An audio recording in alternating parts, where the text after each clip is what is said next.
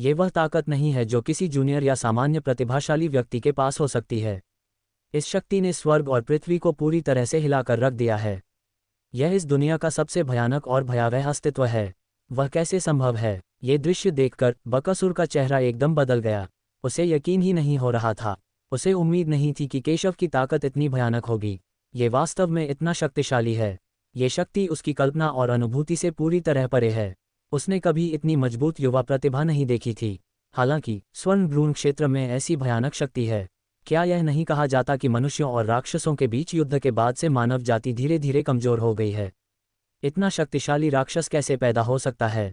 टकराना। एक गगनभेदी गर्जना के साथ उसका हमला तुरंत केशव की तलवार से चकनाचूर हो गया और पूरी तरह से नष्ट हो गया। शक्तिशाली बल सीधे उसके शरीर पर कार्य करता है। उसके शरीर की सारी शक्ति और सुरक्षात्मक ऊर्जा को पूरी तरह से नष्ट कर दो। वह कैसे संभव है? कश। इस क्षण उसका पूरा शरीर उड़ गया और खून की धार छोड़ते हुए दूर जाकर गिर पड़ा। आकाश में विनाशकारी शक्तियां उग्र रूप से प्रचंड हो रही हैं। BAKASUR ने अपनी आंखें चौड़ी कर लीं। उसका चेहरा अविश्वास से भरा हुआ था। वह अपने शरीर और अपनी पूरी ताकत का उपयोग करके अपनी योजना को जल्दी समाप्त करने के लिए तैयार था, लेकिन उसने यह उम्मीद नहीं की थी कि उसका हमला फिर भी केशव द्वारा नष्ट कर दिया जाएगा। आखिर इस बच्चे ने ये कैसे किया? कुछ भी असंभव नहीं है, तुम बस बहुत कमजोर हो, केशव ने शांति से BAKASUR को देखते हुए कहा। उसने अब तक जिस सबसे शक्तिशाली मानव को मारा था वह इस महाद्वीप का एक शक्तिशाली व्यक्ति था, लेकिन केशव कभी स्वर्ग में सर्वोच्च प्राणी था। वह इसकी कल्पना कैसे कर सकता था? उसे इस बात का कोई अंदाजा नहीं था कि केशव के तरीके कितने शक्तिशाली थे। बेशक यह इसलिए भी है क्योंकि BAKASUR को अनगिनत वर्षों से दबाया गया है, अन्यथा केशव की वर्तमान ताकत के साथ उसके लिए उससे निपटने में सफल होना असंभव होगा। धिक्कार है लड़के, तुमने मुझे गुस्सा दिला दिया है। आज तुम निश्चित रूप से मर जाओगे। केशव की बातें सुनकर बकासुर आग बबूला हो गया। उसे केशव पर बहुत गुस्सा आया। वह केशव से बेहद नफरत करता था। जब तक केशव मरता रहेगा वह अनंत काल तक नरक भोगने से नहीं हिचकिचाएगा। बिना किसी संदेह के उसी क्षण उसके हाथ में एक काला गोलाकार जादुई हथियार प्रकट हुआ। उसने केशव को पागलों की तरह देखा। 9 पूंछ वाली लोमड़ी से निपटने के लिए भी मैंने इस खजाने का इस्तेमाल नहीं किया।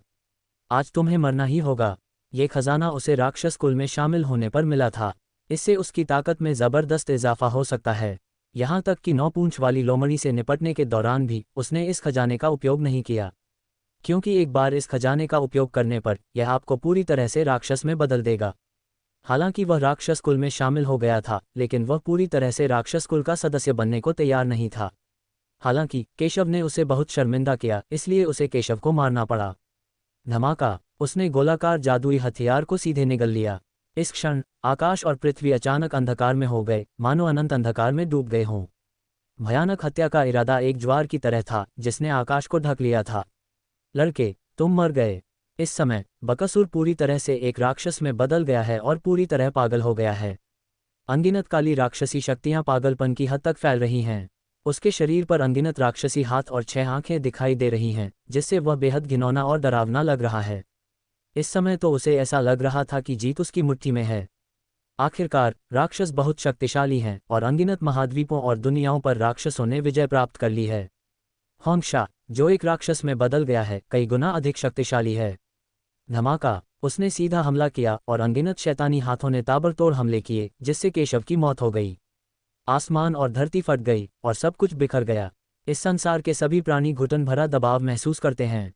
राक्षस तो बहुत शक्तिशाली हैं। आज मानव जाति और भी कमजोर हो गई है और वह कभी भी राक्षसों का मुकाबला नहीं कर सकती। वे अकेले दबाव भी नहीं झेल सकते। वे सभी हैरान थे और समझ नहीं पा रहे थे कि क्या हो रहा है। क्या ये केशव है या अमातेरासु की पवित्र युवती? केशव वास्तव में शक्तिशाली है, लेकिन वह इतना भयानक उतार चढ़ाव कैसे पैदा कर सकता है? क्या ऐसा हो सकता है कि अमातेरासु की पवित्र युवती इतनी शक्तिशाली हो? वे लटकते पहाड़ों में हो रहे युद्ध को नहीं देख सकते थे और केवल अनुमान ही लगा सकते थे। लेकिन सभी को यह समझ आ गया था कि घाटी में लड़ाई अभूतपूर्व और अत्यंत भयानक होगी। भयानक दबाव ने केशव को दबा दिया और वह एक क्रूर और पागल दानव में बदल गया जो बेहद शक्तिशाली था। सभी दिशाओं से तेज हवाएं केशव की ओर बह रही थीं। केशव इस दुनिया में है और ऐसा लगता है कि उसे किसी भी समय कुचल दिया जाएगा। इस समय BAKASUR स्वर्ग और पृथ्वी का स्वामी है। वह कोई साधारण स्वामी नहीं है, उसकी शक्ति चरम सीमा पर पहुंच गई है। राक्षस, क्या तुम सोचते हो कि तुम मुझे सिर्फ इसलिए मार सकते हो क्योंकि तुम राक्षस बन गए हो? ये देखकर केशव हंसा और हंसने से खुद को नहीं रोक सका। अपने पिछले जीवन में उसका उपनाम था दानव संहारक देवता। मानव संहारक देवता BAKASUR की तरह केशव ने अनगिनत राक्षसों का वध किया है। यह मानव जाति के संहारक देवता के रूप में BAKASUR की प्रतिष्ठा से भी ज्यादा भयानक है। आखिरकार BAKASUR ने तो कुछ साधारण मानव जाति के बलवानों को ही मारा था। वह असली मानव जाति के बलवानों का कोई मुकाबला नहीं कर सकता, वरना वह राक्षस जाति में नहीं जाता। हालांकि केशव का दानव संहारक भगवान सभी राक्षसों को मार देता है। सर्वोच्च दानव से राक्षस चींटी तक, जो भी केशव से सामना करेगा वह मर जाएगा। और हांगशा किसी भी स्थिति से बचने के लिए केशव के सामने एक राक्षस बन गया और उससे निपटने के लिए राक्षस कुल के तरीकों का इस्तेमाल करना चाहता था। क्या मजाक है। राक्षसों का तो जिक्र ही न करें, चाहे वह आकाश में सच्चा परमेश्वर ही क्यों न हो, यदि वे उसे उकसाएं तो वह उन्हें मारने का साहस करता है। और अब BAKASUR के मरने का समय आ गया है। धमाका। केशव के शरीर से अनगिनत भयानक शक्तियां पागलों की तरह मुक्त हो गईं और इस समय पूरा निलंबित पर्वत हिल रहा था। गड़गड़ाहट। इस दृश्य ने फरेहा और अन्य लोगों को चौंका दिया। उन्हें उम्मीद नहीं थी कि ऐसी स्थिति में भी केशव इतनी भयानक ताकत के साथ बाहर आ सकता है। अगर उन्होंने इसे अपनी आंखों से नहीं देखा होता तो वे कभी विश्वास नहीं कर पाते कि केशव की ताकत इतनी भयानक थी। वह इतनी शक्तिशाली होते हुए भी इतनी युवा कैसे हो गई। हालांकि केशव का प्रकोप बेहद भयानक था, BAKASUR भी उतना ही प्रभावशाली था। इस बार कौन जीतेगा। धमाका। बिना किसी रहस्य के युद्ध तुरंत शुरू हो जाता है। गड़गड़ाहट। केशव बाहर भागा। उसकी आकृति प्रकाश की एक धारा की तरह थी, जो आकाश और पृथ्वी के बीच चमकती और गतिमान थी। दूर से देखने पर ऐसा लग रहा था जैसे केशव की अनगिनत घनी छवियां आकाश और पृथ्वी पर प्रकट हो गई हों, मानो वे हर जगह हों। जैसे ही केशव ने अपनी तलवार घुमाई, तलवार की किरणें स्वर्ग और पृथ्वी के बीच टिमटिमाने लगी और अनगिनत तलवार की परछाइयां टिमटिमाने लगी, जिससे ये बताना मुश्किल हो गया कि कौन सी असली थी और कौन सी नकली।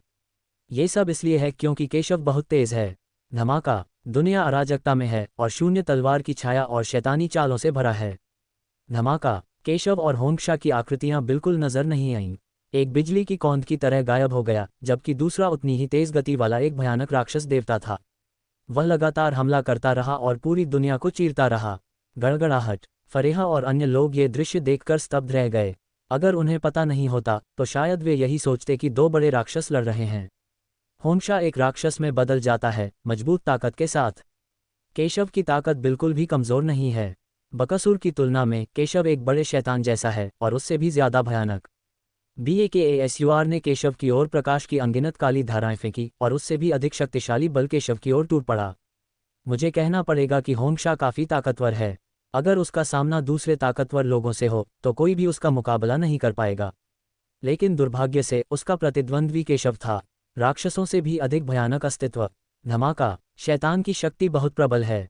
केशव हर किसी पर हावी है। जब BAKASUR क्रोधित हुआ और उसने अपनी असाधारण शक्ति का प्रदर्शन किया तो केशव ने और भी अधिक भयानक शक्ति प्रकट की। धमाका। बस कुछ सांसें, आसमान में खून का एक गोला फूट पड़ा।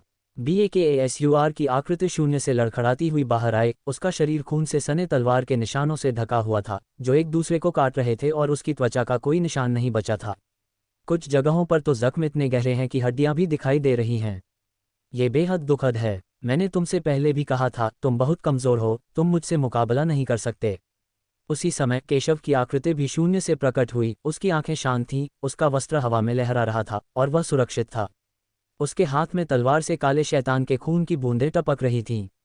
बहुत मजबूत। फरेहा ने यह दृश्य देखा और यह कहने से खुद को नहीं रोक सकी कि वह BAKASUR की ताकत को जानती थी जब वह एक दानव में बदल गया था, और इसे स्पष्ट रूप से कहने के लिए, अगर किसी और ने इस पद्धति का उपयोग किया तो वे निश्चित रूप से मैच नहीं होंगे। लेकिन उसके सामने केशव ने अपनी मजबूत ताकत और शक्तिशाली साधनों से BAKASUR को कुचल दिया। इस प्रकार की ताकत को अब सामान्य बुद्धि से परे नहीं कहा जा सकता। वह अभ्यास कैसे करता था। शून्य में खड़े होकर केशव पूरी गति से भर गया और उसकी शक्तिशाली ताकत अपने चरम पर पहुंच गई। भले ही BAKASUR एक दानव देवता की तरह है, केशव युद्ध के देवता की तरह है, बेहद शक्तिशाली। अपने हाथ की एक लहर से वह पहाड़ों को हिला सकता है, समुद्र को भर सकता है और सब कुछ नष्ट कर सकता है। सभी की नज़र में केशव की चाल की शक्ति का कोई भी सामना नहीं कर सकता। केशव के बारे में यह भयानक बात है, बेटे, तुम बहुत घमंडी हो। आज भले ही इसका मतलब है कि हम एक साथ मर जाएंगे, मैं तुम्हें अपने साथ नीचे खींच लूंगा। होंगशा ने केशव को बेहद गुस्से से देखा। उसने कभी सोचा भी नहीं था कि भले ही वह एक राक्षस बन गया था, फिर भी केशव के सामने उसकी कोई सानी नहीं थी। उसका शरीर इस समय जल रहा था और वह पल भर में और भी जोर से फूट पड़ा। केशव को मार डाला और अपने हाथ में पकड़ी लंबी छड़ी से उस पर ताबड़तोड़ वार किए। दुनिया अचानक अराजकता में डूब गई और सब कुछ धुंधला हो गया। इस समय ऐसा लग रहा था मानो पूरी दुनिया नष्ट होने वाली है।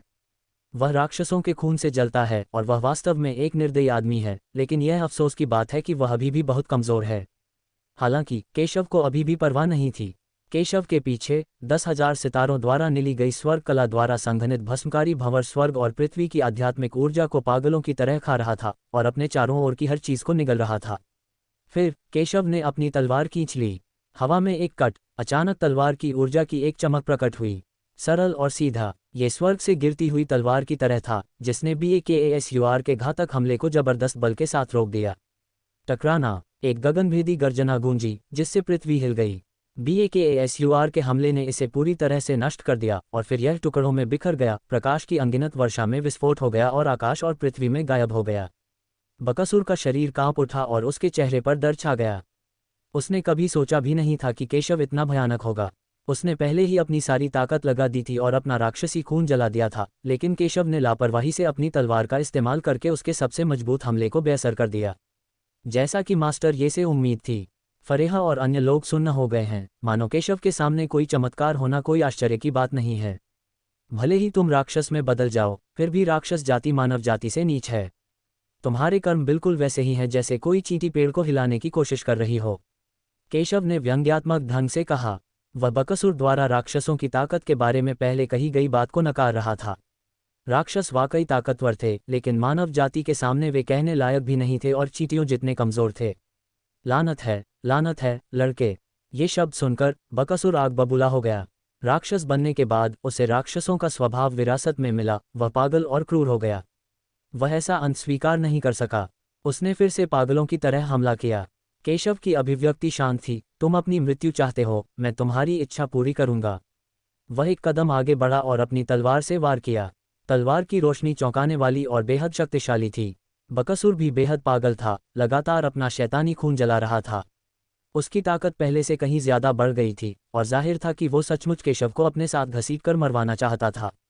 लेकिन एक क्षण में ही उसका शरीर पुनः सैकड़ों फीट दूर जा गिरा और उसके शरीर में एक लंबी और संकरी दरार पड़ गई। दाहिना हाथ सीधे केशव की तलवार से कट गया और शैतान का खून बहता रहा। बहुत मजबूत। फरेहा ये दृश्य देखकर हैरान रह गए। केशव बिल्कुल अलग है। वह दुनिया को किसी देवता की तरह देखता है और अमर की तरह पारलौकिक है। उसकी युद्ध शक्ति दुनिया में बेजोड़ है। उसने मथुरा के शीर्ष संप्रदाय के नेता से भी ऐसी आभा कभी महसूस नहीं की थी।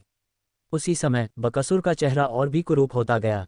उसे केशव में महाद्वीप के सर्वोच्च मानव शक्तियों का आभास हुआ। हालांकि केशव की शक्ति केवल स्वर्ण भ्रूण क्षेत्र में ही थी। उसके पास इतनी भयानक आभा कैसे हो सकती थी? बेटे, तुम अभी स्वर्ण भ्रूण अवस्था में ही हो। क्या तुम सचमुच सोचते हो कि तुम मानव जाति के शीर्ष स्तर के विशेषज्ञ हो? उसने पुनः उन्मत्त होकर आक्रमण किया, पीछे नहीं हटा तथा अधिक शक्तिशाली बनने के लिए अन्य घातक चालें भी अपनाईं। केशव ने अपनी तलवार फिर से घुमाई और आकाश में उड़ गया। BAKASUR टूटे हुए डोर वाले पतंग की तरह पीछे की ओर उड़ गया और उसके शरीर पर हड्डी देखने लायक गहरी दरार दिखाई देने लगी। मैं कोई उच्च श्रेणी का इंसान नहीं हूं, लेकिन मैं तुम्हें आसानी से कुचल सकता हूं। केशव ने यह सुना और शांति से कहा, अरे शेखी बघारना बंद करो, तुम अभी तक नहीं जीते हो। बकासुर जख्मों से लथपथ था, खून लगातार बह रहा था और ऐसा लग रहा था कि वह खुद को संभाल नहीं पा रहा है, लेकिन फिर भी वह डरावना था। उसे अपने आतंक की जरा भी परवाह नहीं थी। ये राक्षसों का आतंक था। एक तरह से राक्षस युद्ध की कठपुतलियों जैसे हैं। वे दर्द, जीवन या मृत्यु से नहीं डरते और अपने वरिष्ठों द्वारा सौंपे गए कार्यों को दृढ़ता से पूरा करते हैं। यही कारण है कि राक्षसों ने अनगिनत युद्ध जीते हैं, क्योंकि राक्षस पागल युद्ध मशीनों की तरह हैं। निश्चित ही अगले ही पल वह पुनः बाहर भागा। जीतना आसान। जब केशव ने यह सुना तो उसने उपहास किया और अब और समय बर्बाद न करने का फैसला किया। धमाका। अगले ही क्षण एक अजेय तलवार की रोशनी 8 दिशाओं में फैल गई और सीधे BAKASUR के शरीर पर वार किया और फिर एक जोरदार धमाके के साथ फट गई। केशव की तलवार से वह पूरी तरह टुकड़े टुकड़े हो गया। जीतना। जब फरेहा और अन्य लोगों ने अराजक दुनिया को देखा तो वे आश्चर्यचकित होकर यह कहने से खुद को नहीं रोक सके कि उन्होंने कभी भी अंतिम परिणाम की ऐसी उम्मीद नहीं की थी। केशव जीत गया और उसने अपने प्रतिद्वंद्वी को करारी शिकस्त दी। लड़के, क्या तुम्हें सचमुच लगता है कि तुम जीत सकते हो? इस समय विस्फोट स्थल से प्रकाश की एक किरण निकली। यह कोई और नहीं बल्कि बाकासुर है। मैंने मूल रूप से आपको व्यक्तिगत रूप से हराने की योजना बनाई थी, लेकिन मुझे उम्मीद नहीं थी कि आप इतने शक्तिशाली होंगे। इस मामले में मैं केवल अपना अंतिम उपाय इस्तेमाल कर सकता हूं, जो कि आपके शरीर पर कब्जा करना है। जब तक मैं आपके शरीर पर कब्जा कर लूंगा, मैं दमन से भी मुक्त हो सकता हूं और इस शापित जगह से भाग सकता हूं। BAKASUR की जंगली हंसी गूंज उठी। इससे पहले जो कुछ भी हुआ वह उसकी मूल योजना का हिस्सा था। अगर वह केशव को मार पाता तो ठीक था, लेकिन केशव की ताकत जाहिर तौर पर बहुत ज्यादा थी। अगर वह अपना जादुई खून भी जला लेता तो भी वह केशव को नहीं मार सकता था। इसलिए उसके पास एक आखिरी उपाय था, और वह था केशव के शरीर पर कब्जा करना। यहाँ तक कि जिस रक्त कठपुतली को उसने बुद्धिमत्ता दी थी, वह केशव के शरीर पर कब्जा कर सकती थी, इसलिए स्वाभाविक रूप से उसके पास ऐसे साधन भी थे। बात बस इतनी है कि शुरुआत में वो केशव के शरीर को इसलिए तुच्छ समझता था क्योंकि उसे मानव जाति से नफरत थी। लेकिन अब वो अपनी पूरी ताकत लगाकर भी केशव का कुछ नहीं बिगाड़ सकता। इसलिए अगर वो जाना चाहता है तो उसके पास एक ही रास्ता है, वो है केशव के शरीर पर कब्जा करना। उनके शब्दों में उत्साह का भाव था। उसने ऐसा इसलिए कहा क्योंकि उसने सोचा था कि केशव विरोध नहीं कर सकता, और वह चाहता था कि केशव स्पष्ट विवेक के साथ मर जाए। जब केशव ने ये सुना तो उसके मुंह के कोने थोड़े से हिल गए, और वह अपने दिल में उपहास करने से खुद को नहीं रोक सका। ये लोग मेरे शरीर पर कब्जा क्यों करना चाहते हैं? लेकिन क्या आप ये भी नहीं सोचते कि क्या आप में ऐसा करने की क्षमता है? लेकिन अब केशव को अंततः एहसास हुआ कि रक्त कठपुतली की मृत्यु का कारण शायद सिर्फ इसलिए था क्योंकि उसने रक्त कठपुतली के साथ कुछ किया था, इसलिए नहीं कि वह स्थिति के बारे में सब कुछ जानता था। अन्यथा यदि उसे रक्त कठपुतली द्वारा उसके शरीर पर कब्जा करने में असफलता के दयनीय अंत का पता होता तो वह फिर कभी उसके शरीर पर कब्जा करने की कोशिश नहीं करता। क्या तुम्हें यकीन है कि तुम मेरे शरीर पर कब्जा कर सकते हो? क्या तुम्हें डर नहीं है कि मैं आत्मविनाश कर लूंगी? केशव ने ठंडे स्वर में कहा। आत्मविनाश? जब बकासुर ने यह सुना तो उसे लगा जैसे उसने दुनिया की सबसे हास्यास्पद बात सुन ली हो। लड़के, तुम्हारी ताकत वाकई असाधारण है, लेकिन तुम शायद नहीं जानते कि मेरी आत्मिक शक्ति कितनी प्रबल है। मैं 9 पूंछ वाली लोमड़ी की आत्मिक शक्ति का अभ्यास करता हूँ। ये तुम्हारे लिए सम्मान की बात है कि मुझे तुम्हारा शरीर पसंद आया। क्या तुम अब भी आत्मविनाश करना चाहते हो? जब उसने बोलना समाप्त किया तो एक प्रकाश की चमक दिखाई दी और वह सीधे केशव की बाहों में जा घुसा। तुम सचमुच मौत की तलाश में हो? केशव ने अवाक होकर कहा। यह आदमी वास्तव में आश्वस्त है। वह सीधे चेतना के अपने समुद्र में प्रवेश कर गया। आध्यात्मिक शक्ति में प्रतिस्पर्धा। यह उल्लेख करने की आवश्यकता नहीं है कि वह 9 पूंछ वाली लोमड़ी का सिर्फ एक शिष्य है। भले ही वह 9 पूंछ वाली लोमड़ी हो, वह उसका कोई मुकाबला नहीं है। आखिरकार वह स्वर्ग में सर्वोच्च प्राणी है, और 9 पूंछ वाली लोमड़ी निचली दुनिया में एक शक्तिशाली प्राणी है। बेटे, तुम्हारा शरीर सचमुच सरल नहीं है। मैं अनिच्छा से तुम्हारा शरीर अपने हाथ में ले लूंगा। BAKASUR खिलखिलाकर हंसा और केशव के शरीर को देखा। वह उसकी तारीफ किए बिना न रह सका और बोला कि केशव का शरीर मजबूत है और उसकी आत्मा असाधारण है। ये कहा जा सकता है कि वह भूत प्रेत के लिए एक बेहतरीन उम्मीदवार है। केशव के शरीर पर कब्जा करने के बाद उसे पहले से भी अधिक भयानक ताकत हासिल हो जाएगी। हालांकि अगले ही पल, इससे पहले कि वह ज्यादा देर तक खुश रह पाता, उसने एक भयानक आत्मा को एक बड़ा जाल बनाते हुए और उसे ढांकते हुए देखा। क्या तुम्हारी आत्मा इतनी भयानक कैसे हो सकती है? जब उसने केशव की भयानक आत्मा को देखा तो वह अपना चेहरा बदले बिना नहीं रह सका। उसे लगा कि कुछ गड़बड़ है। केशव के पिछले मजाकिया शब्दों को याद करके वह तुरंत भाग जाना चाहता था, लेकिन अब बहुत देर हो चुकी है। केशव की आत्मा का आतंक उसकी कल्पना से भी परे था। उसने एक भयानक दबाव छोड़ा और तुरंत एक बड़े गुथे हुए जाल में बदल गया जिसने उसे सीधे जकड़ लिया। गड़गड़ाहट। उसने हिंसक संघर्ष किया। उसके चारों ओर चिलचिलाती रोशनी थी और भारी दबाव था, लेकिन वह केशव द्वारा बुने गए जाल से मुक्त होने में असमर्थ था। मुझे विश्वास नहीं हो रहा। तुम जैसी एक साधारण चींटी में इतनी शक्तिशाली आत्मा कैसे हो सकती है? तुम कौन हो? बकासुर पूरी तरह से पागल हो गया। पिछली शक्ति प्रतियोगिता में वह केशव से कुचला गया था और कमजोर था। अब आध्यात्मिक शक्ति की प्रतियोगिता में वह अभी भी केशव से कुचला गया था। इस समय वह घड़े में बंद कछुए की तरह था और बच नहीं सकता था। मैं गलत था, मैं गलत था। मुझे जाने दो। मैं वादा करता हूं कि मैं तुम्हारा शरीर नहीं छीनूंगा और मैं तुम्हें अपना स्वामी मानता हूं। यहाँ सब कुछ तुम्हारा है और तुम 9 पूंछ वाली लोमड़ी की विरासत प्राप्त कर सकते हो। बकासुर को लगा जैसे उसकी आत्मा बेकाबू होकर कमजोर हो रही है। अचानक उसके चेहरे पर डर का भाव आया और उसने जल्दी से दया की भीख मांगी। अनगिनत वर्षों से यहाँ फंसे रहने के कारण उसका एकमात्र विचार दमन से बचकर जीवित रहना था, इसलिए स्वाभाविक रूप से वह मरना नहीं चाहता था। वह मानव जाति से बहुत नफरत करता था, लेकिन इस समय उसे इसकी कोई परवाह नहीं थी। बेशक वह आत्मसमर्पण करेगा या नहीं, ये तय नहीं था। जब तक केशव उसे जाने देगा, वह भाग जाएगा और केशव उसका कुछ नहीं बिगाड़ पाएगा। मुझे अपना स्वामी समझो, तुम बहुत कमज़ोर हो। इसके अलावा मैं तुम्हारे बिना भी यहाँ विरासत प्राप्त कर सकता हूँ। जब केशव ने ये सुना तो उसने तिरस्कारपूर्वक कहा, वह सिर्फ 9 पूंछ वाली लोमड़ी द्वारा दबाया गया एक गद्दार है और वह वास्तव में खुद को गंभीरता से लेता है। उसने तुरंत अपनी आत्मा की शक्ति को जुटाने के लिए अपनी सारी ताकत का इस्तेमाल किया और BAKASUR को दबाने वाली आत्मा को खा लिया। BAKASUR ने कभी नहीं सोचा था कि उसकी सारी साजिशों के बाद भी वह अंत में केशव के हाथों में पड़ जाएगा। ये हास्यास्पद है कि वह उन मनुष्यों द्वारा दबाया जा रहा है जिनसे वह सबसे अधिक घृणा करता है। बेटे, अगर तुमने मुझे मार दिया तो राक्षस तुम्हें कभी नहीं छोड़ेंगे। तुम्हारी आत्मा चकनाचूर हो जाएगी और तुम बिना किसी दफन के मर जाओगे। वह बेतहाशा दहाड़ा और केशव को धमकी दी। तुम मुझे तब धमकी देने की हिम्मत कर रहे हो जब तुम मरने वाले हो। कितना हास्यास्पद है। ये तो बताने की ज़रूरत नहीं कि राक्षसों को महाद्वीप से बाहर निकाल दिया गया है, फिर भी अगर राक्षस सचमुच आकर मौत की तलाश में आ भी गए तो मैं उन्हें जाने नहीं दूंगा। केशव ने शांति से कहा और होंशा को परिष्कृत करना जारी रखा। BAKASUR के बिना कहे भी वह राक्षसों को जाने नहीं देगा। बेटे, तुम अच्छी मौत नहीं मरोगे। अगर मैं भूत भी बन जाऊं तो भी मैं तुम्हें नहीं जाने दूंगा। BAKASUR पागलों की तरह बोला। उसके चारों ओर तेज रोशनी थी और वह आत्मा विनाश करना चाहता था, लेकिन केशव ने उसे एक पल में दबा दिया। भूत बन जाओ, मैं तुम्हें भूत नहीं बनने दूंगा।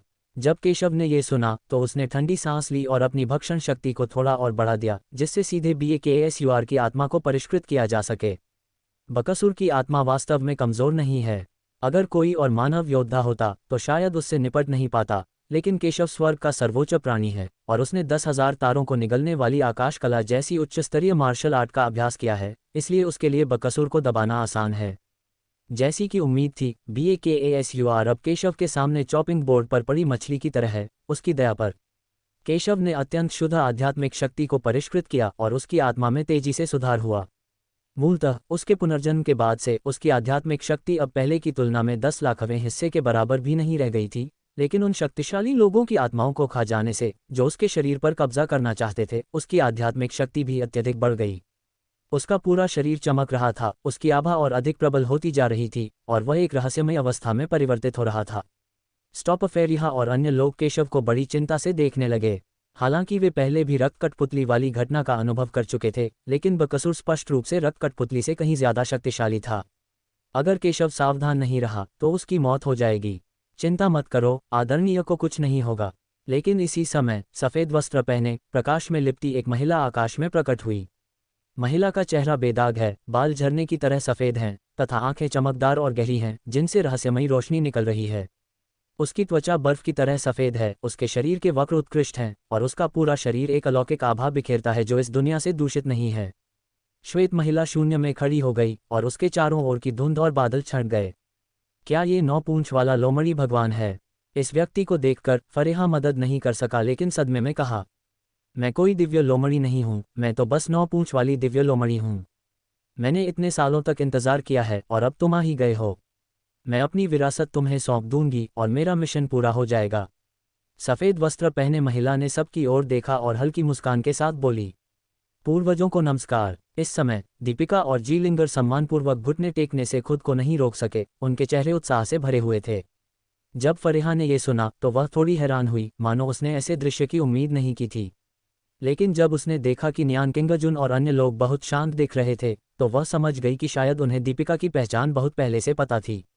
दीपिका ने फरेहा की ओर क्षमा याचना के साथ देखा, कुछ समय के लिए अपनी पहचान छिपाने के लिए खेद व्यक्त किया।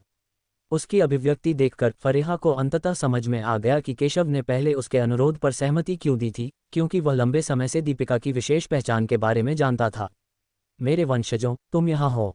जब सफ़ेद वस्त्र वाली महिला ने उन दोनों को देखा तो उसकी आंखों में कुछ उत्साह था। पूर्वज, आप यहाँ कैसे पहुँचे और वास्तव में क्या हो रहा है? दीपिका की आंखें जिज्ञासा से भरी थीं। एक बार की बात है, राक्षसों ने आक्रमण किया और प्रलय आ गया। मेरे 9 पूंछ वाले लोमड़ी कुल ने राक्षसों से लड़ने के लिए मानव जाति का साथ देने का फैसला किया।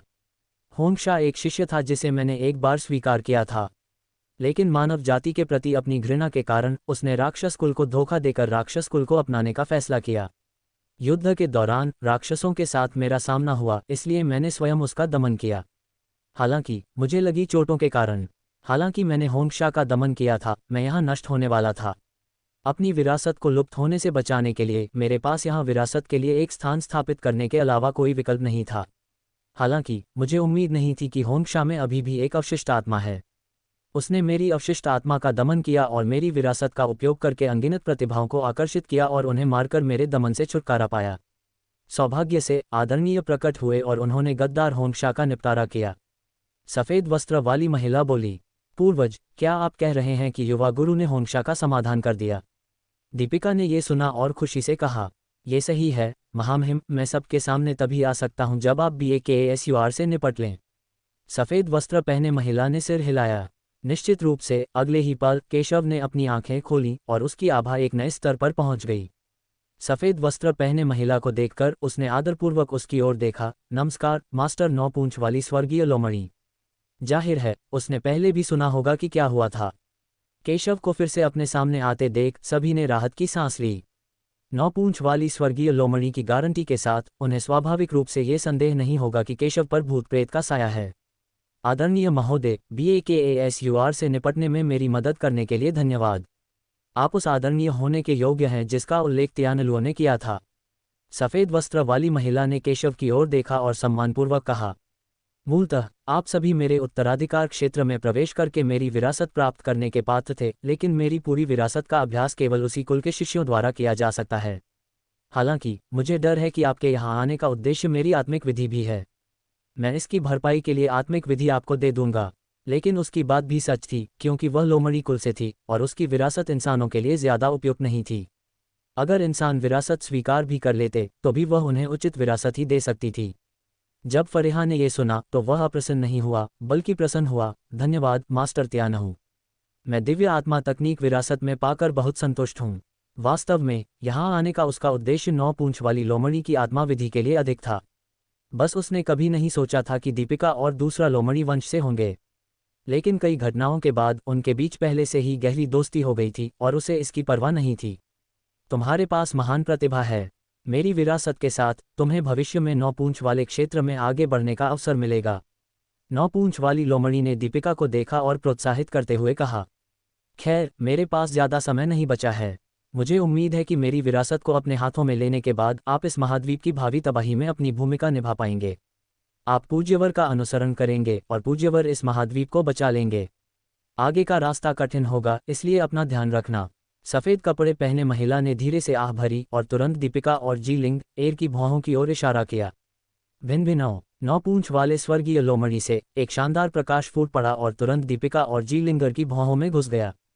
हालांकि ये दीपिका थी जिसे अधिक विरासत मिली। जीलिंग अभी भी बहुत कमजोर थी। जीलिंगर का पूरा शरीर कांप उठा और उसके शरीर से एक प्राचीन, आदिम, रहस्यमय और विशाल आभा निकली। ऊर्जा और रक्त एक शक्तिशाली नदी की तरह उमड़ पड़े और एक चमकदार रोशनी ने दीपिका को घेर लिया। दीपिका के पीछे अस्पष्ट रूप से एक शक्तिशाली नौपूंछ वाली दिव्य लोमड़ी दिखाई दी, जो आकाश में व्याप्त थी, हवा में चिल्ला रही थी, विशाल और रहस्यमय, भयानक और अजेय। फिर उसने प्रकाश की कई किरणों की ओर इशारा किया और उन्हें क्रमशः फरेहा, नियान किंगजुन और महक को दिया और उन्हें उनकी साधना के आधार पर विरासत दी। महामहिम, मेरे पास आपको देने के लिए और कुछ नहीं है, इसलिए कृपया मुझे आपकी साधना में सहायता करने की अनुमति दें। सफ़ेद वस्त्र पहने उस महिला की आकृति बेहद भ्रामक हो गई थी। उसके शरीर से एक सफ़ेद स्तंभ उड़कर धीरे धीरे केशव के हाथों में आ गिरा। आंतरिक अमृत। केशव ने जब यह मन का देखा तो उसकी आंखें थोड़ी सिकुड़ गईं। उसे उम्मीद नहीं थी कि सफ़ेद कपड़ों वाली महिला उसे इतना बड़ा तोहफा देगी। ये बलवान व्यक्ति की साधना का संघनन है। इस मनके को प्राप्त करके व्यक्ति लगभग उस शक्ति का अधिकांश भाग प्राप्त कर सकता है जो दूसरे पक्ष ने अर्जित की है। और यह नौपूंछ वाले आकाश लोमड़ी वंश का शीर्ष शक्ति केंद्र है, जिसकी ताकत अद्भुत है। अगर केशव इसे निखार सके तो कम से कम वह अपने राज्य को कई स्तरों तक बेहतर बना सकता है। ये सचमुच एक ऐसा उपहार है जिसे अस्वीकार करना कठिन है। लॉर्ड स्काई फॉक्स, निश्चिंत रहें। जब तक मैं भविष्य में ऐसा कर सकता हूँ, मैं निश्चित रूप से फॉक्स कबीले की रक्षा करूंगा। केशव ने नौपूंछ वाले स्वर्गीय लोमड़ी को देखते हुए कहा और स्वाभाविक रूप से दूसरे पक्ष के उद्देश्य को समझ लिया। नौपूंछ वाला स्वर्गीय लोमड़ी एक चतुर आदमी है। वह मुझे खुश करने का फैसला करता है ताकि वह भविष्य के लोमड़ी वंश की मदद कर सके। धन्यवाद महामहिम, आपके शब्दों के साथ मैं शांति से जा सकता हूँ। 9 पूंछ वाले स्वर्गीय लोमड़ी ने यह सुना और सिर हिलाया, ये कहते हुए कि उसका यहाँ रहना सिर्फ एक ब्रांड था और बहुत मजबूत नहीं था, अन्यथा वह भी एक ASUR की अवशिष्ट आत्मा से दब नहीं जाती। 9 पूंछ वाली आकाश लोमड़ी आकाश में गायब हो गई। ये देखकर केशव ने अपना सम्मान दिखाने के लिए सिर हिलाया। हालांकि उसकी साधना 9 पूंछ वाली आकाश लोमड़ी से कहीं ज्यादा मजबूत थी और 9 पूंछ वाली आकाश लोमड़ी अभी भी एक राक्षस थी, फिर भी 9 पूंछ वाली आकाश लोमड़ी और कई अन्य शक्तिशाली मनुष्यों ने महाद्वीप के संवेदनशील प्राणियों के लिए अपना बलिदान दिया और उसके सम्मान के पात्र थे। बस इसे यहीं परिष्कृत करो, मैं तुम्हारी रक्षा करूंगा। केशव ने फरेहा और अन्य लोगों की ओर देखा और कहा, या ठीक है सर जी, थैंक्स। तो ये शब्द सुनकर फरेहा और अन्य लोगों ने सिर हिलाकर शांति से विरासत स्वीकार कर ली। केशव के आसपास होने से उन्हें स्वाभाविक रूप से विश्वास हो गया कि कुछ भी अप्रत्याशित नहीं होगा। यहाँ कई लोगों को विरासत मिली। केशव ने कई लोगों को देखा और उसकी ज्यादा नज़रें दीपिका पर टिकी थीं। दीपिका को 9 पूंछ वाली स्वर्गीय लोमड़ी विरासत में मिली थी। हालांकि वे एक ही कुल के थे, इसलिए ज्यादा दुर्घटनाएं नहीं होती थीं। लेकिन अगर कोई दुर्घटना होती तो वह उन्हें पहली ही बार में याद दिला देता। इस समय घाटी के बाहरी इलाके में कई प्रतिभाशाली लोग भी आए। नेता का दर्जा बहुत सम्मानित है और उसके पीछे दूसरे और तीसरे दर्जे के राजवंशों के कई प्रतिभाशाली लोग हैं। वह शानु है। लीशिन ने गंभीर भाव से घाटी की ओर देखा, यही वह जगह है। पहले यहाँ एक भयानक उतार चढ़ाव था। मुझे डर है कि यहाँ से खजाने या विरासत निकल रही है। वह उतार चढ़ाव से आकर्षित था। हालांकि शानु को देखकर कई प्रतिभाशाली लोग जो अभी तक नहीं गए थे, उन्होंने शानु को रोकने की कोशिश की, उन्हें याद दिलाया कि प्रतिबंध थे। जब शानु ने यह सुना तो उसकी आंखें थोड़ी सिकुड़ गईं और वह स्पष्ट रूप से थोड़ा डर गया। लेकिन इस क्षण एक चमकदार लहर आकाश में उठी जिसने पूरे विश्व को प्रकाशित कर दिया और शानदार प्रकाश उत्सर्जित किया और स्वर्ग और पृथ्वी के रहस्यमय नियम प्रकट हो गए। ये वास्तव में एक खजाना और विरासत है। इस शक्तिशाली उतार चढ़ाव को महसूस करते हुए शानु ने आत्मविश्वास से कहा और अपने आदमियों को सीधे घाटी में ले गया। जहां तक तथाकथित प्रतिबंधों की बात है तो उन्होंने उन्हें ज्यादा गंभीरता से नहीं लिया। आखिरकार वे एक उच्च स्तरीय राजवंश के प्रतिभाशाली व्यक्ति थे, बहुत सक्षम। वह अपने आदमियों को घाटी में ले गया और वहां उन्हें रोकने के लिए कोई प्रतिबंध नहीं था। चूंकि विरासत मिल चुकी थी, इसलिए स्वाभाविक रूप से किसी भी प्रतिबंध की कोई जरूरत नहीं थी। ये देखकर अन्य लोग भी चौंक गए, लेकिन अगले ही पल वे सभी खुश हो गए और अंदर चले गए। जल्द ही सभी लोग एक लटकते हुए पहाड़ के सामने पहुंच गए। लीशिन ने ज्यादा संकोच नहीं किया और सभी को अंदर ले गया। सभी तरफ से सुगम यात्रा। जल्द ही सभी लोग 9वीं मंजिल पर पहुंच गए। 10,000 फीट ऊंची एक विशाल लाश शून्य में तैर रही थी और दीपिका और अन्य लोग लाश के नीचे विरासत प्राप्त कर रहे थे, जबकि केशव एक तरफ खड़ा था, सभी को शांति से देख रहा था। क्या ये केशव है? वह मरा नहीं है। केशव को देखकर कई लोग चौंक गए। उन्होंने केशव को पहले भी गुस्से देखा था, लेकिन पहले के भयानक दबाव के कारण उन्हें लगा कि केशव बहुत पहले ही यहाँ मर चुका है। उन्हें उम्मीद नहीं थी कि केशव अभी मरा नहीं है। आश्चर्य कैसे न हो, ये कैसा सनकी बच्चा है। लीशिन की आंखें थोड़ी सिकुड़ गईं। ये तुम हो? वह पहले भी केशव द्वारा अपमानित और शर्मिंदा हो चुका था, इसलिए स्वाभाविक रूप से वह केशव से बहुत नाखुश था। आप क्या करना चाहते हैं? केशव ने सभी को शांति से देखा और शानु के बारे में ज्यादा प्रभाव नहीं डाला। हम लड़के, तुम क्या कहते हो कि हमें क्या करना चाहिए? यहाँ प्राप्त विरासत और खजाने को बुलाओ। जब शानु ने केशव के शब्द सुने तो उसने ठंडी सांस ली, यह महसूस करते हुए कि केशव और अन्य लोगों ने विरासत और खजाने प्राप्त किए होंगे और उनके यहाँ आने का उद्देश्य स्वाभाविक रूप से विरासत प्राप्त करना है। मिस्टर ली, केशव कोई साधारण आदमी नहीं है। इस समय लिन हाओ की आंखें थोड़ी सिकुड़ गईं और वह बोला। उसने शुरू में सोचा था कि केशव मर चुका है, इसलिए उसने यहाँ आने की हिम्मत की।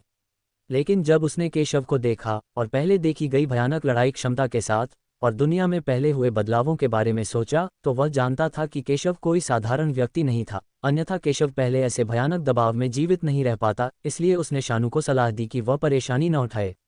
हन्फ, वह तो एक घटिया खानदान का बदमाश है, इसमें डरने की क्या बात है?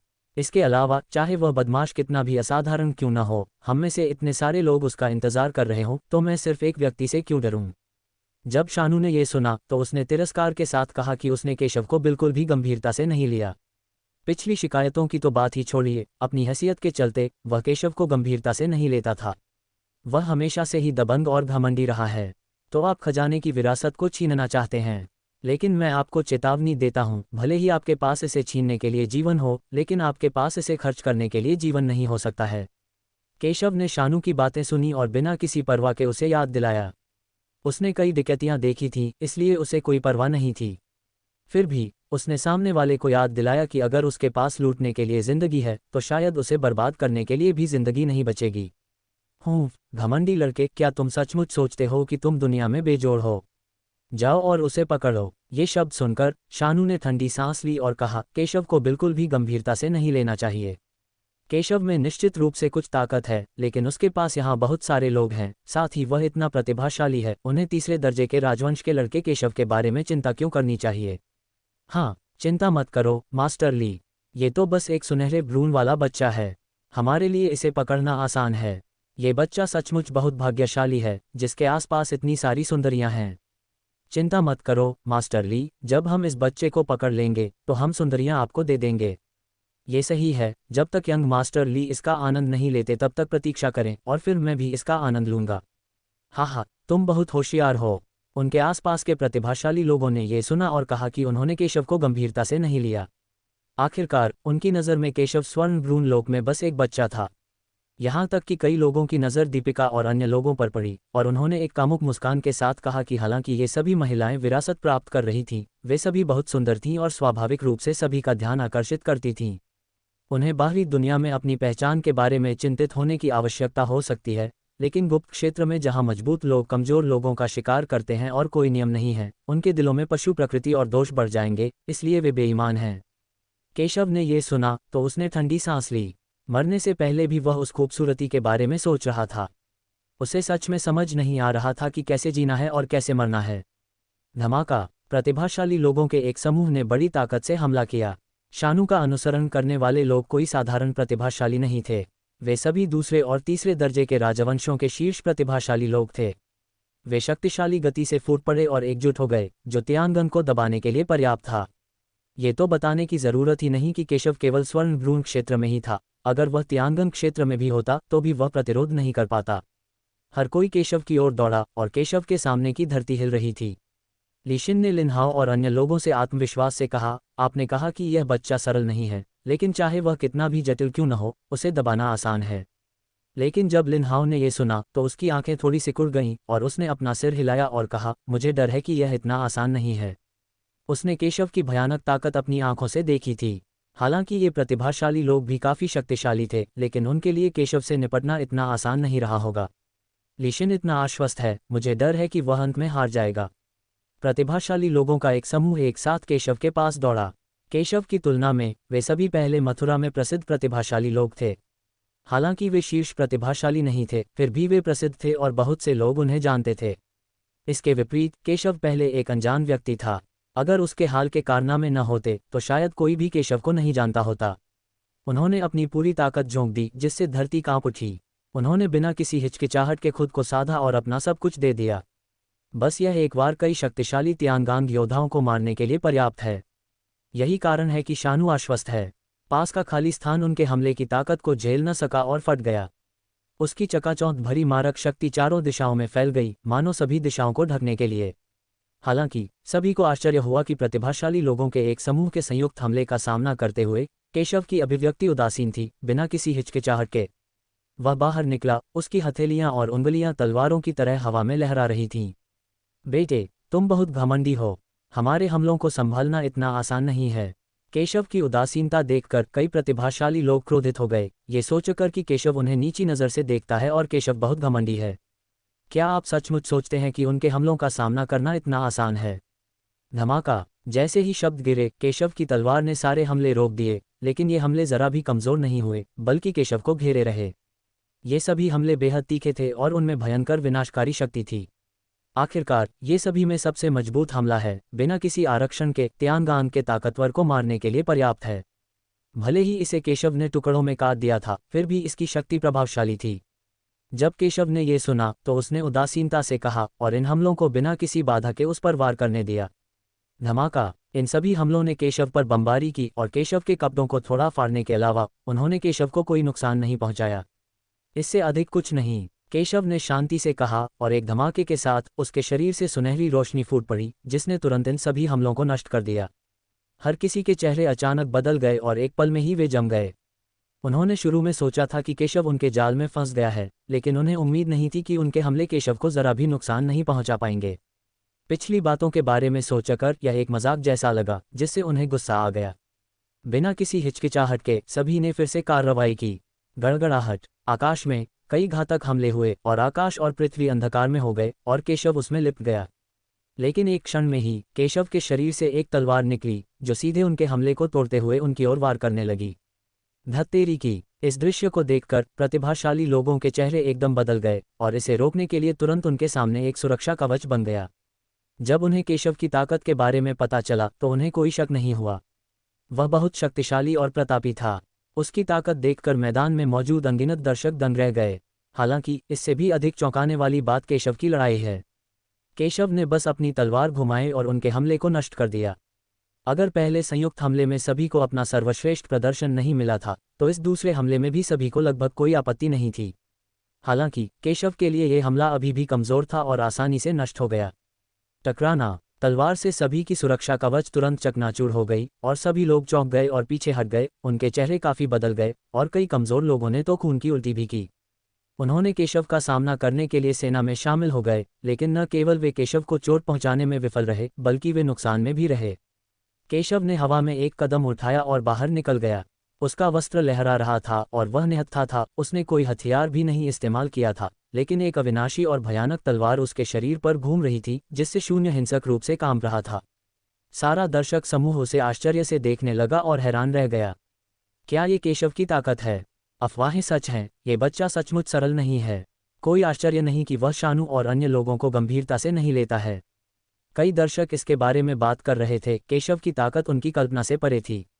वे दोनों प्रतिभाशाली हैं, लेकिन केशव का क्षेत्र उसके प्रतिद्वंद्वी की तुलना में बहुत कमजोर है, लेकिन उसकी युद्ध शक्ति उसके प्रतिद्वंद्वी की तुलना में बहुत मजबूत है।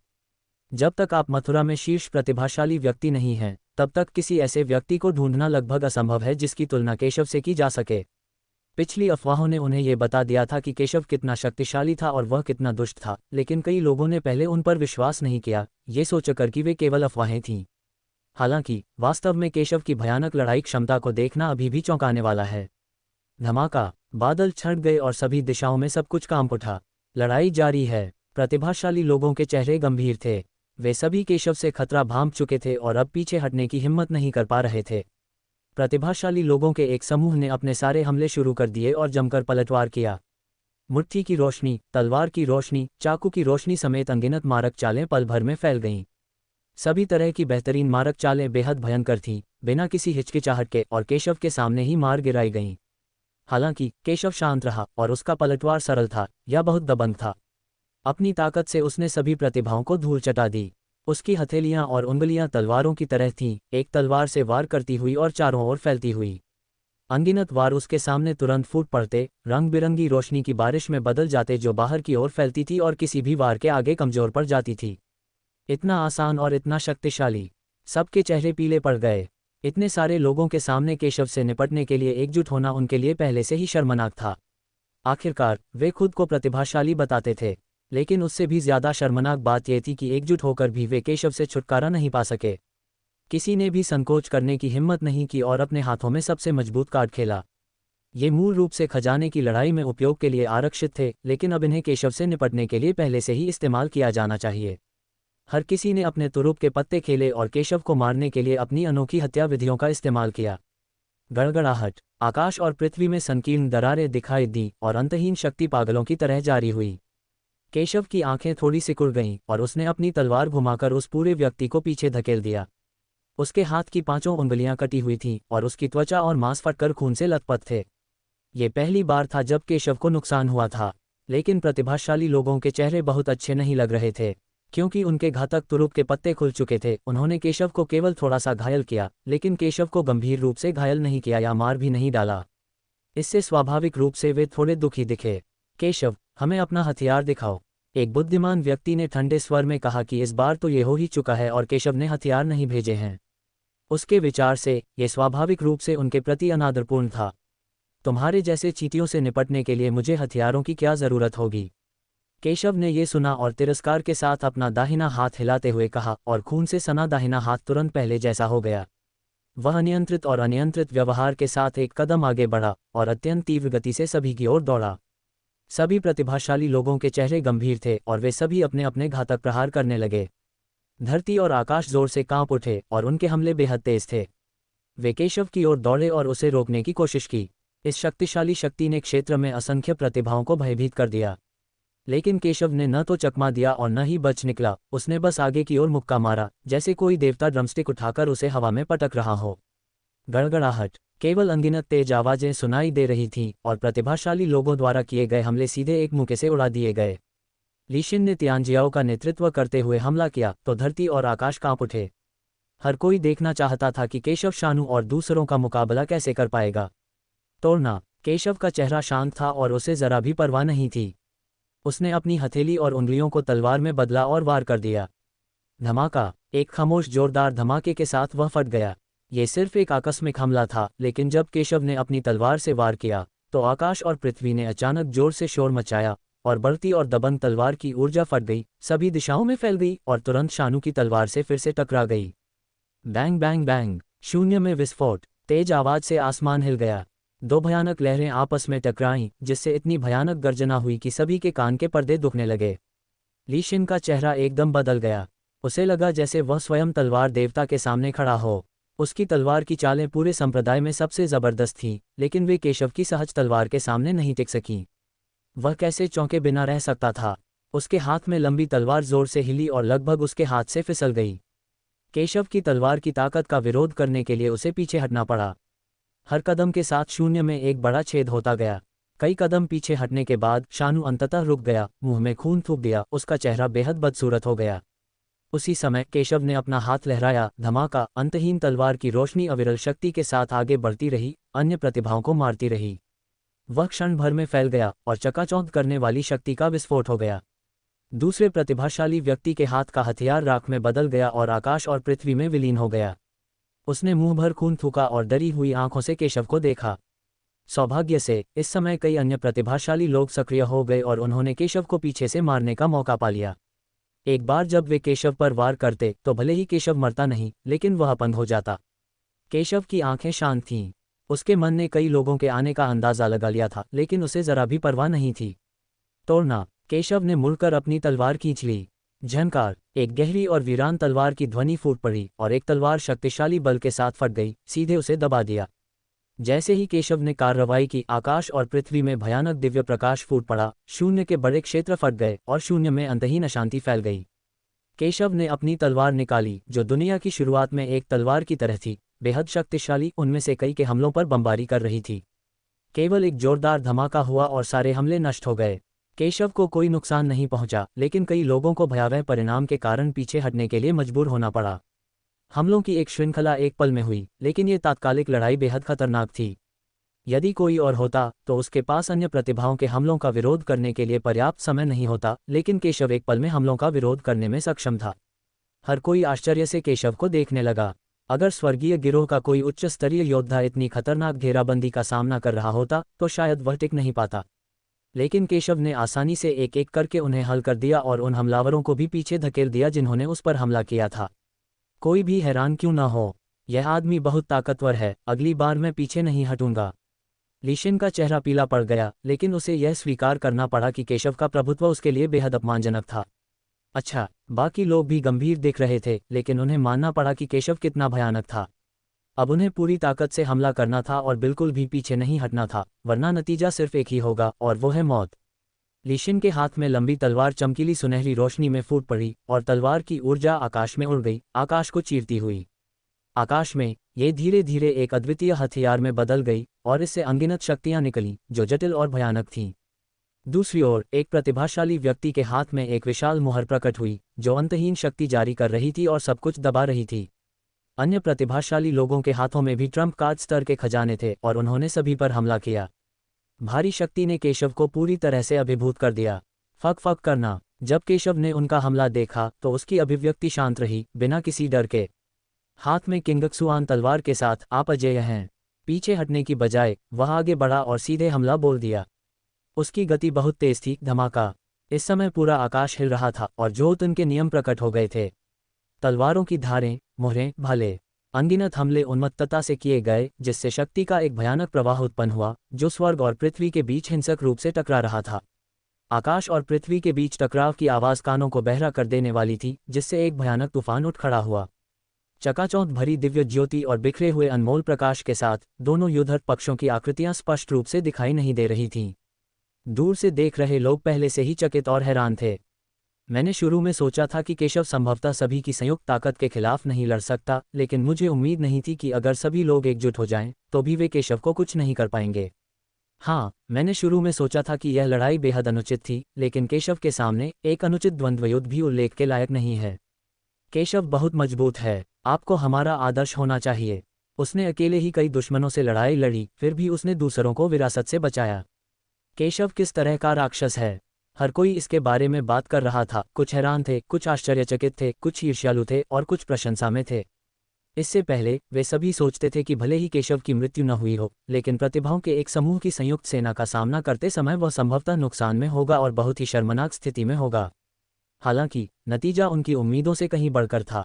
केशव को न सिर्फ कोई नुकसान नहीं हुआ, बल्कि उसने अपने प्रतिद्वंदी को भी हरा दिया। दुर्भाग्यवश, चाहे वह स्वर्ग की इच्छा का कितना भी उल्लंघन करे, वह निश्चित रूप से मरेगा। एक प्रतिभाशाली व्यक्ति ने कहा कि केशव चाहे कितना भी शक्तिशाली क्यों न हो, उसका सामना एक ऐसे प्रतिभाशाली व्यक्ति से हो रहा है जो बहुत शक्तिशाली है। केशव का राज्य बहुत कमजोर है और अंत में उसकी आध्यात्मिक ऊर्जा शायद समाप्त हो जाएगी और वह मृत्यु से बच नहीं पाएगा। लेकिन शब्द तो अभी अभी गिरे थे, लेकिन तभी एक जोरदार आवाज सुनाई दी। युद्ध के मैदान में एक प्रतिभाशाली व्यक्ति कराह उठा और तेजी से पीछे हट गया। लगभग उसी समय उसके हाथ में मौजूद मोहर केशव की तलवार से कट गई। टकराना, यह एक राजा स्तर का खजाना और उसका तुरुप का पत्ता है, लेकिन इसे केशव ने एक ही तलवार से सीधे टुकड़े टुकड़े कर दिया। उसे बहुत बड़ा झटका लगा, खून बहने लगा और उसने नाराजगी के साथ केशव को देखा। केशव एक हथियार पकड़े हुए उसकी ओर दौड़ा और उस पर तलवार से वार किया।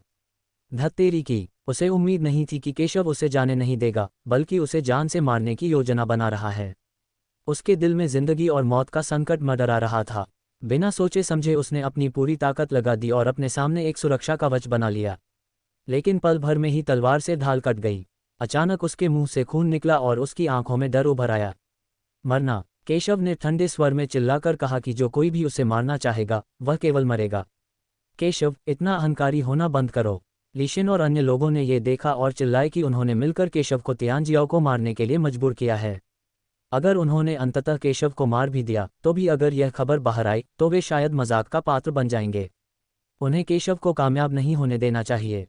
वे सभी केशव को दबाने के लिए अपनी हत्या की चालें चल पड़े। फक फक करना, केशव ने बिना किसी परवाह के ठंडी सांस ली। उसने अपनी कलाई घुमाई और अनगिनत तलवारें उनकी ओर टूट पड़ीं। उसी समय उसने एक तलवार से अपने सामने खड़े प्रतिभाशाली व्यक्ति को मार गिराया। उसके सामने खड़े प्रतिभाशाली व्यक्ति को चकमा देने का समय ही नहीं मिला और केशव की तलवार से सीधे टुकड़े टुकड़े हो गया। वह वहीं खून के धुंध में बदल गया और आकाश और धरती में विलीन हो गया। ये केशव द्वारा मारा गया पहला प्रतिभाशाली व्यक्ति था, लेकिन अंतिम नहीं। हालांकि केशव का ये सिर्फ एक मुक्का था, लेकिन इसमें बेहद शक्तिशाली तलवारबाजी और भयानक शक्ति थी। एक ही मुक्के से उसने प्रतिभाशाली लोगों के समूह को धूल चटा दी। प्रतिभाशाली लोगों के चेहरे एकदम बदल गए और उन्होंने अपने सामने हो रहे हमले को रोकने के लिए तेजी से अपने सभी हमले शुरू कर दिए। लेकिन एक क्षण में ही कई कमजोर प्रतिभावानों को एक मुक्का मारकर दूर फेंक दिया गया और वे बुरी तरह से दूर जा गिरे। कई शक्तिशाली प्रतिभाशाली लोगों ने भी अपने हाव भाव बदल दिए और खून थूक दिया। लेकिन इससे पहले कि वे संभल पाते, केशव अचानक हवा में से निकलकर उनके सामने प्रकट हो गया। उसने ठंडी सांस ली और सीधे मुक्का मार दिया। एक हल्के से मुक्के में जबरदस्त दबाव और बेहद जबरदस्त ताकत होती थी। हमला होने से पहले ही आसपास का आकाश, धरती और शून्य ढह चुका था। सबके चेहरे एकदम बदल गए और उन्होंने अपनी पूरी ताकत लगाकर अपने जानलेवा हमले शुरू कर दिए। लुढ़कते हुए हमले शुरू हो गए और उनकी आवाज़ ने दुनिया को हिलाकर रख दिया। जिंदगी और मौत के सामने किसी को कोई हिचकिचाहट नहीं थी और किसी भी हिचकिचाहट की हिम्मत नहीं थी। धमाका, लेकिन जल्द ही उनका हमला नष्ट हो गया। केशव का मुक्का बहुत भयंकर था, मानो कोई बांस आकाश को तोड़कर स्वर्ग और पृथ्वी को चकनाचूर कर रहा हो और उनके हमले सीधे नष्ट हो गए हों। लेकिन एक पल में उनके खजाने इस मुक्के का सामना नहीं कर सके और सीधे फट गए। केशव के हमले की ताकत कम नहीं हुई और वह सीधे उनके सीने पर लगा। इस समय उनके शरीर पर लगे कवच उनकी रक्षा के लिए चमक उठे और उन सभी को मौत का खतरा महसूस हुआ। लेकिन एक ही पल में अनगिनत तेज आवाजें सुनाई देने लगीं। इस क्षण अनगिनत कवच फट गए, चमकदार मलबे और शक्ति का विस्फोट। वे सब चकनाचूर हो गए थे, खून से लथपथ, बेहद दयनीय लग रहे थे। कवच ने उनकी जान तो बचाई, लेकिन उस भयानक ताकत ने उन्हें गंभीर चोटें भी पहुंचाईं, जिससे उनकी जिंदगी मौत से भी बदतर हो गई। कई प्रतिभाशाली लोग जो पहले भी आश्चर्यचकित हो चुके थे, उन्होंने इस दृश्य को देखा और थोड़ी राहत महसूस की। लीशिन और उसके आसपास के कई प्रतिभाशाली लोगों के हाव भाव एकदम बदल गए और वे सभी अचंभित रह गए। केशव ने केवल एक यादृच्छिक मुक्का मारा, लेकिन यह अत्यंत भयानक शक्ति, सृजन, अजेयता और विजय की आभा को उजागर करने में सक्षम था, इतना शक्तिशाली कि यह भयावह था। यहाँ तक कि मथुरा में शीर्ष प्रतिभा भी शायद इससे बेहतर नहीं है। युद्ध बस कुछ ही सांसों तक चला। केशव ने बिना किसी हथियार का इस्तेमाल किए बस कुछ ही चालों में प्रतिभाशाली लोगों के एक समूह को धूल चटा दी। उसकी ताकत उनकी कल्पना से कहीं परे है। केशव के दबंग और भयानक दृश्य को देखकर दर्शक भी हैरान रह गए और उन्होंने इसके बारे में जोर जोर से बात की। युद्ध शुरू होने से बहुत पहले हर कोई इस बात पर चर्चा कर रहा था कि क्या केशव सभी प्रतिभाशाली लोगों की संयुक्त शक्ति का मुकाबला कर सकता है। आखिरकार ये प्रतिभाशाली लोग कोई साधारण प्रतिभाशाली लोग नहीं हैं।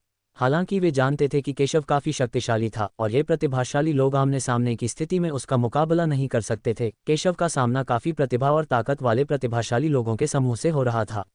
हालांकि वे अभी भी केशव के सामने कुछ भी नहीं हैं। तभी उन्हें एहसास हुआ कि उन्होंने केशव को कम आंका था। केशव के बारे में मेरा पिछला निर्णय बहुत कम आंका गया था। केशव की ताकत उनकी कल्पना से कहीं अधिक थी। पहले यह अफवाह थी कि केशव मथुरा में शीर्ष प्रतिभा के बराबर था और उसकी प्रतिष्ठा अच्छी तरह से योग्य थी। तुम और मैं एक साथ हमला करेंगे। लीशिन का चेहरा पीला पड़ गया, उसे केशव की ताकत का साफ अंदाजा हो गया। सबने केशव को नीची नजरों से देखा। पहले उन्हें अपनी हैसियत पर घमंड था और वे केशव के खिलाफ कोई कदम उठाने को तैयार नहीं थे, लेकिन अगर सभी प्रतिभाशाली लोग एकजुट भी हो जाएं, तो भी वे केशव के सामने कुछ नहीं थे। अगर वे कदम उठाते तभी वे केशव के विरोधी बन सकते थे। और अब शानू को भी भरोसा नहीं है कि वह अकेले केशव के खिलाफ बढ़त हासिल कर सकता है। आखिरकार वह भी सभी प्रतिभाओं को आसानी से कुचल नहीं सकता था। इसलिए उसने अन्य प्रतिभाओं को अपने पीछे आने और केशव पर हमला करने के लिए कहा। उसने पहला कदम उठाया। कहना होगा कि एक प्रथम श्रेणी के राजवंश के प्रतिभाशाली व्यक्ति के रूप में भले ही वह शीर्षस्थ लोगों में से न हो, उसकी ताकत भी अच्छी है। यही उसका गौरव निहित है। धमाका! उससे एक भयानक आभा उठी। यह आभा इतनी विशाल और शक्तिशाली थी कि उसने आकाश को ढक लिया और स्वर्ग और पृथ्वी को कुचल दिया। उसके हाथ में एक राजा श्रेणी की लंबी तलवार दिखाई दी और उसने उसे सीधे वार कर दिया। अचानक तलवार की एक शक्तिशाली रोशनी नंगी आंखों से दिखाई देने वाली भयानक गति से केशव की ओर बढ़ी। मानो टेलीपोर्ट होकर वह केशव की ओर दौड़ा। उससे भी ज्यादा भयानक बात यह थी कि उसकी ताकत भी असाधारण थी।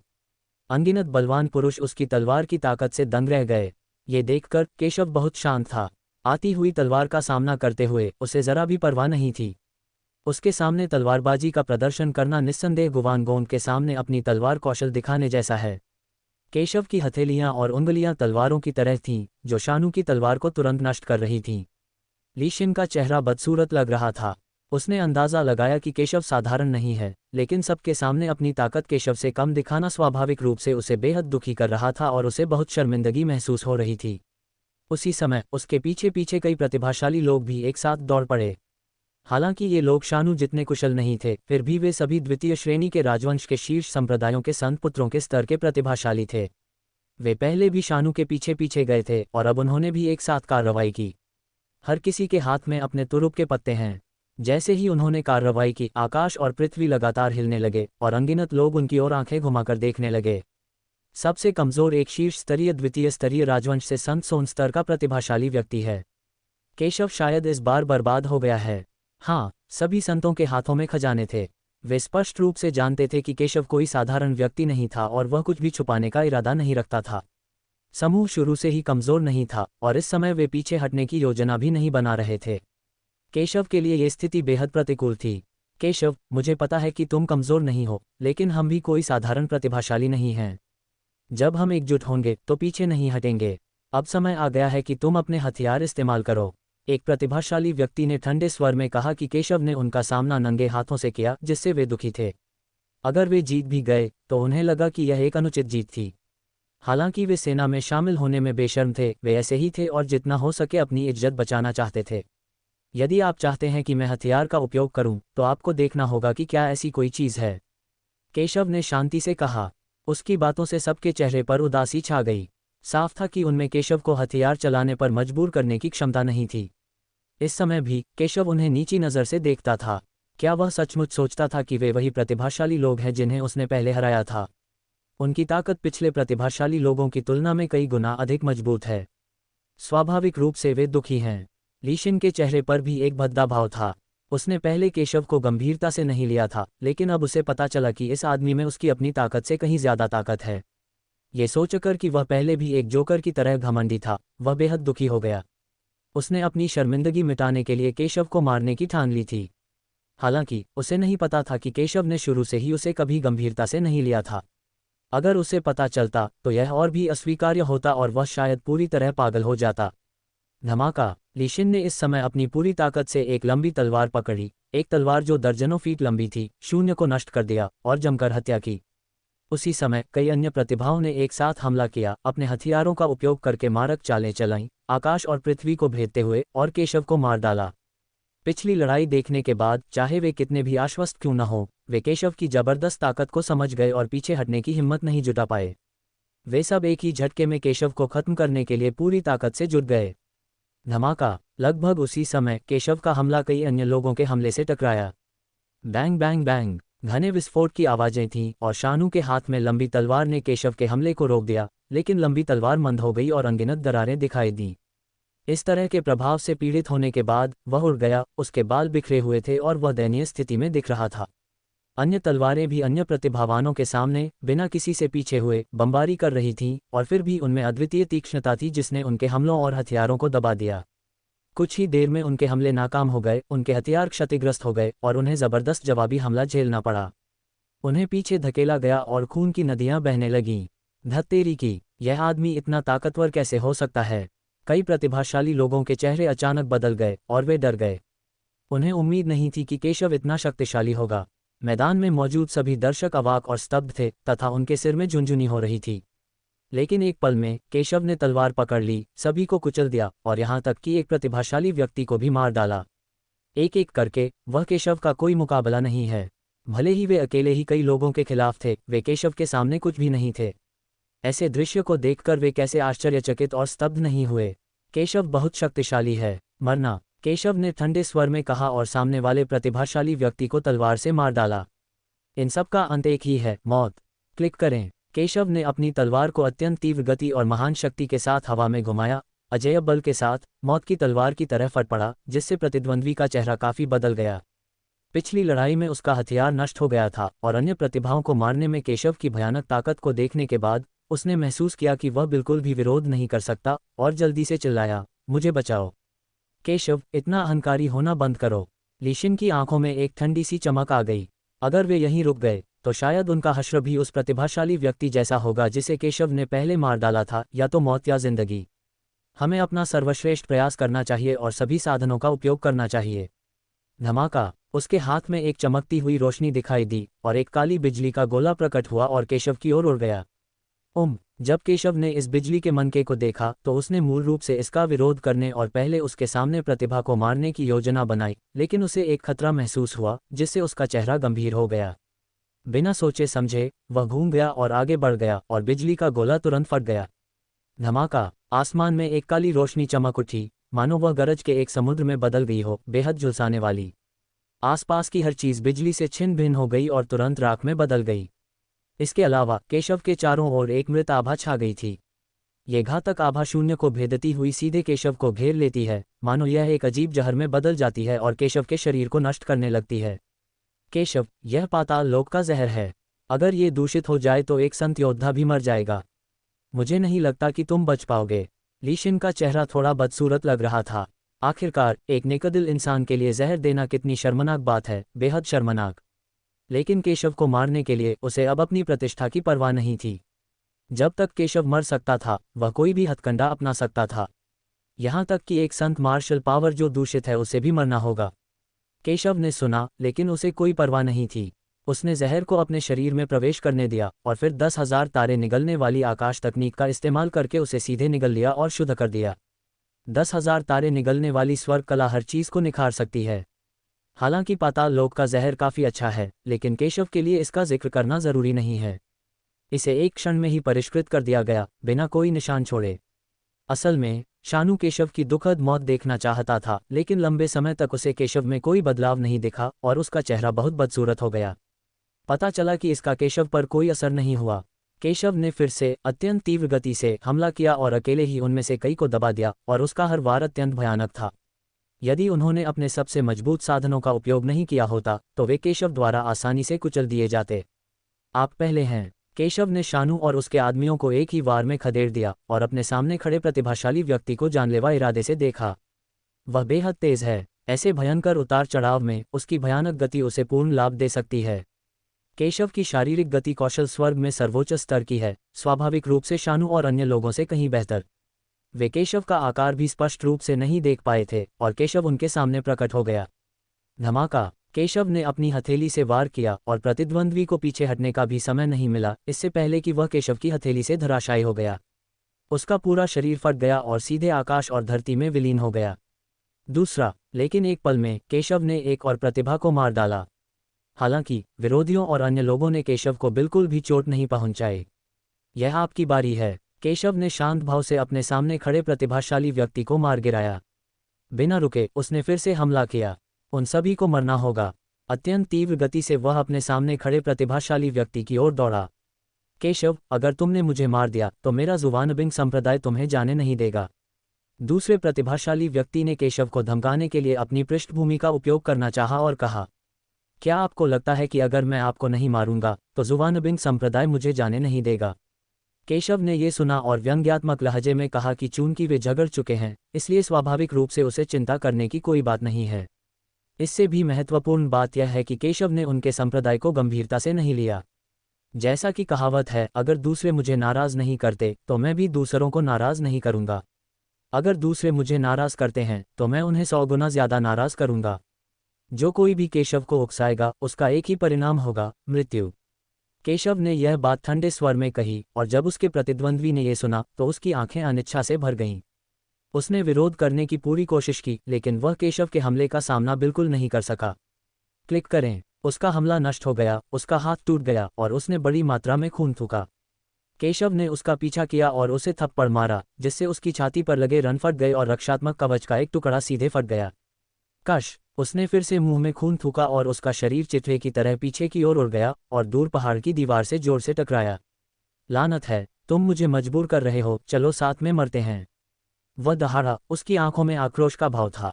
उसके हाथ में एक गोल मनका दिखाई दिया और मुंह भर खून निकला। फिर सफेद बालों और दाढ़ी वाली एक आकृति उस पर पालथी मारकर बैठ गई। उसने अचानक आंखें खोलीं, हाथ उठाया और आकाश और धरती का रंग बदल गया। उसमें से एक भयानक दबाव फूट पड़ा और केशव को दबाने के लिए उसकी ओर बढ़ा। इस हथेली की शक्ति अत्यंत प्रबल थी, जिसने तुरंत ही संपूर्ण विश्व को ढक लिया तथा भयानक दबाव उत्पन्न कर दिया। यह जुवानबिंग संप्रदाय के पूर्वज का हमला था। यह एक अजय जीवन मरण का हमला था। यह शक्तिशाली और भयानक था और इसका सीधा निशाना केशव था। जुवानबिंग संप्रदाय के पवित्र पुत्र के रूप में उनके पास स्वाभाविक रूप से इस तरह का जीवन रक्षक तुरुप का पत्ता है। वहाँ अन्य प्रतिभाशाली लोग भी हो सकते हैं, लेकिन वे अपनी क्षमताओं का प्रदर्शन करने से पहले ही केशव द्वारा मारे गए। इस समय उसके द्वारा इस तुरुप के पत्ते का उपयोग करने का मतलब था कि उसने भागने का विचार छोड़ दिया था और जितनी जल्दी हो सके केशव को मारने के लिए दृढ़ था। यदि इस हथेली के प्रहार के बाद केशव नहीं मरा तो वह निश्चित रूप से मर जाएगा। लेकिन उसे विश्वास नहीं था कि केशव अभी भी जीवित है। यह जुवानबिंग संप्रदाय के पूर्वजों का सबसे शक्तिशाली आक्रमण है। यह अत्यंत भयानक है और मृत्यु का भय सताता है। त्यानगंग शेंगवू की तो बात ही छोड़िए, एक शक्तिशाली धर्म का यह गुरु भी इस आक्रमण का सामना नहीं कर पाएगा। केशव की आंखें थोड़ी सिकुड़ गईं, वह इस हमले की ताकत महसूस कर सकता था। कहा जा सकता था कि इस समय उसका सामना जुवानबिंग संप्रदाय के असली पूर्वज से हो रहा था। भले ही यह एक ही हमला था, लेकिन यह बेहद भयानक था। अगर वह इस हमले को झेल नहीं पाया तो उसका अंत या तो मौत या चोट से होगा।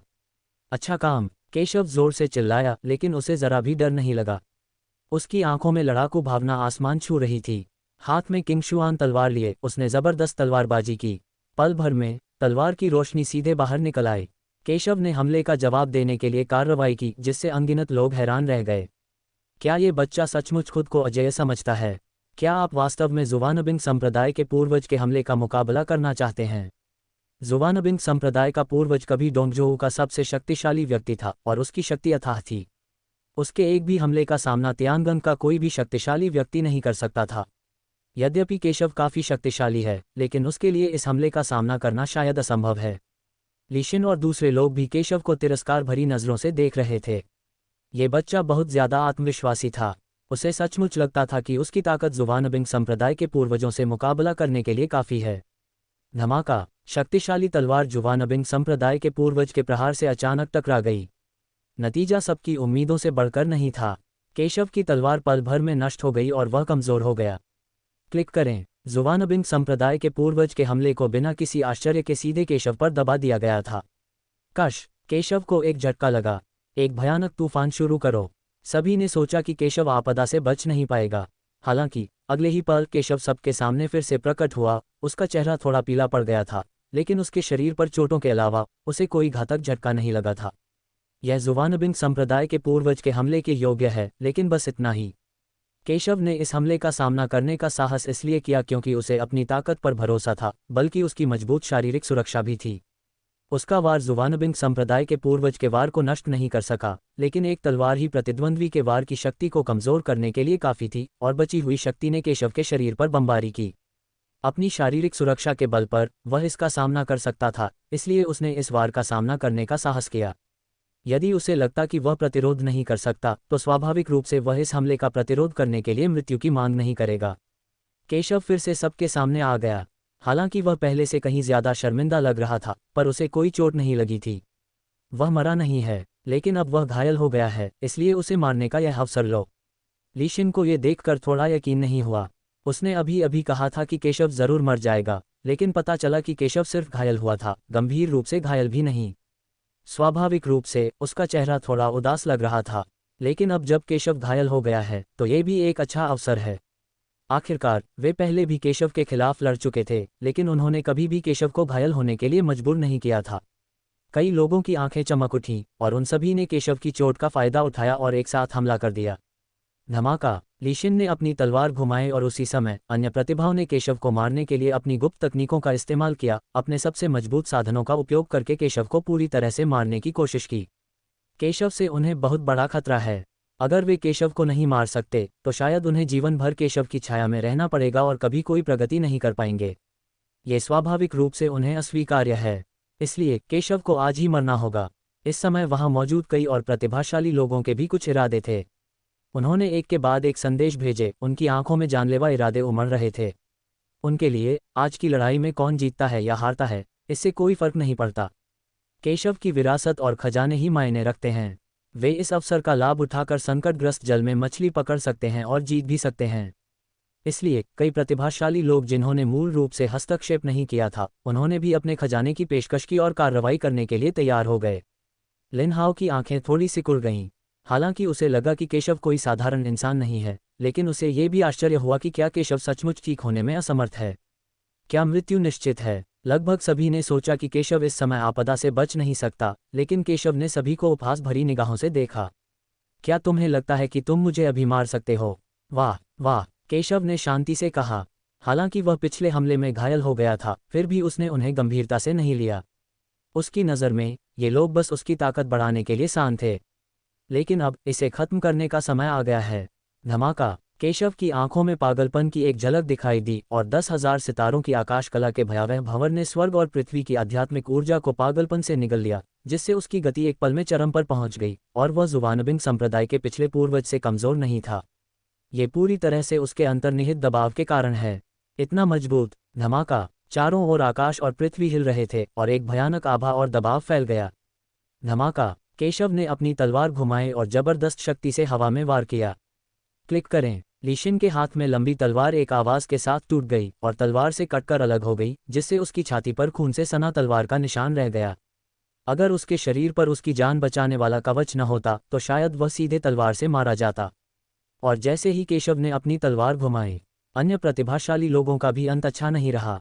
कई प्रतिभाशाली लोगों के हथियार नष्ट हो गए और उन्हें भारी नुकसान उठाना पड़ा। वे पीछे हट गए और लगभग हवा में ही गिर पड़े। उनके चेहरे पीले पड़ गए। हालांकि केशव पहले भी घायल हो चुका था, फिर भी शानू और अन्य लोगों के हमले का सामना करते हुए वह बेहद मजबूत था। उसने स्थिति को पलट दिया और बढ़त हासिल कर ली। दूर खड़े कई शक्तिशाली प्रतिभाशाली लोगों ने, जो आगे बढ़ने को तैयार थे, ये दृश्य देखा। उनके चेहरे बदल गए, उन्होंने अपनी हरकतें रोक दी और आगे बढ़ने की हिम्मत नहीं जुटा पाए।